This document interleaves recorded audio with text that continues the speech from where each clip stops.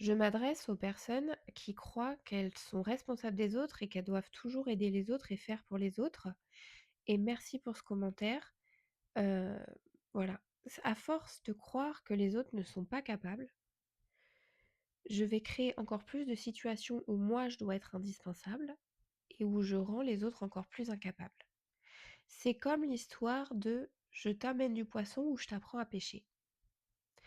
Si tu arrêtes de confondre servir et montrer la voie, tu vas pouvoir apprendre aux gens à pêcher et arrêter de leur donner du poisson. S'ils n'apprennent jamais à pêcher, tu devras toi-même aller chaque jour chercher du poisson. Si tu leur apprends à pêcher, ils pourront devenir autonomes. OK? Et tu n'auras plus à le faire pour eux, tu pourras déléguer. Et le sujet, encore une fois, n'est pas dans l'autre. Je suis ici pour ton développement personnel. Je suis ici pour créer des changements durables et profonds en toi et dans ta vie et te dire que si tu as ce type de croyance, tu es certainement managé par le syndrome du sauveur.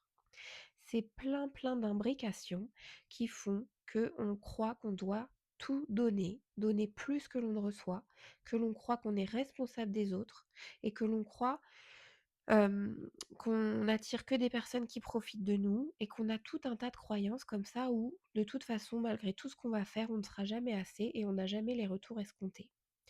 Nous sommes des personnes qui mettons le lien avant tout et qui nous camouflons, qui mettons l'authenticité dans une petite boîte bien fermée à clé et qui allons sans cesse donner en continu nos ressources, notre temps, notre énergie pour aider, sauver et réparer les autres.